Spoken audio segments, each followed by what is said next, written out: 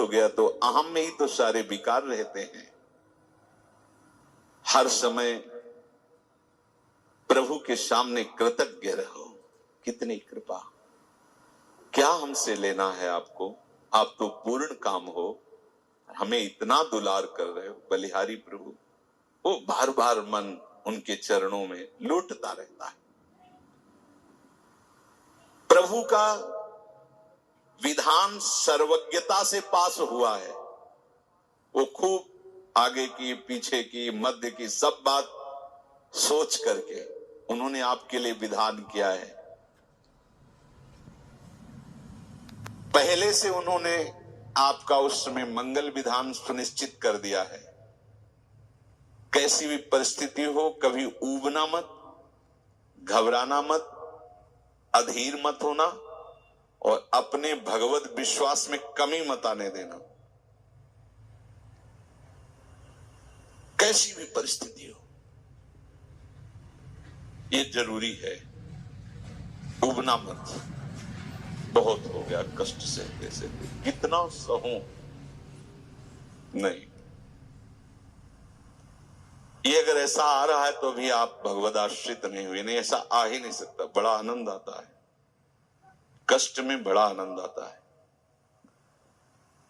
पूरा का पूरा मन, इंद्रियां केवल प्रभु में होती है।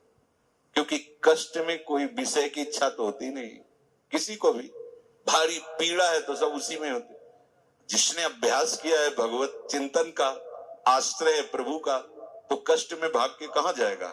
उसी में तो एकदम तन्मय हो जाता है मन, इंद्रिया। आज जो आप भागवती का अभ्यास करते हो तो आपको पूर्वाभ्यास परेशान करता है ना, विषय चिंतन। और जिसने पूर्व में खूब भजन किया है तो आज विषयों के बीच में भी हो तो उसका भजन कैसे रुक जाएगा। सोचो जरा, आज आप खूब भजन की चेष्टा कर रहे हो पर पूर्वाभ्यास आपको विघ्न पहुंचा रहा है ना। ऐसे ही यदि आपने भजन का अभ्यास किया तो वर्तमान में कैसी भी दुखद विषयमयी कैसी भी परिस्थिति हो, वो कैसे रुक जाएगा। जब असद अभ्यास सत अभ्यास के बीच में प्रकट हो रहा है तो सत अभ्यास असत की सत्ता कैसे रहने देगा। इसीलिए जो भजन परायण जन होते, भारी से भारी विषम परिस्थिति में भी हर समय भजन करना नहीं होता, भजन नृत्य करता है, वो निहाल हो जाता है। सुख किसे कहते तब आप जानेंगे, सुख का परिचय तब आप जानेंगे जब इतना भरोसा हो कि कैसी भी परिस्थिति हो उबना नहीं, घबराना नहीं, अधीर मत होना और विश्वास में कमी मत आने देना। कब तक भोगूं, कब तक। ऐसे लोग हैं उद्दंडता करते हैं, पाप करते हैं, उनको बुखार भी नहीं होता। भजन में लगे लोगों को देखो कितना कष्ट। ये क्या है प्रभु, कम से कम उनका शरीर स्वस्थ रखो तो आपका यश गा रहे भजन। उनका विधान सर्वज्ञता से भरा हुआ है। तुम अल्पज्ञ हो, तुम वर्तमान की बात सोच रहे हो। वो तीनों कालों को देखकर निर्णय करके परिस्थिति दिया, इसलिए मस्त रहो उनके भरोसे पर। कभी कई बार चर्चा की है प्रताप राय जी की, बचपन से भजन परायण थे, ईश्वर संपन्न घर था, भाई बहन सब खूब।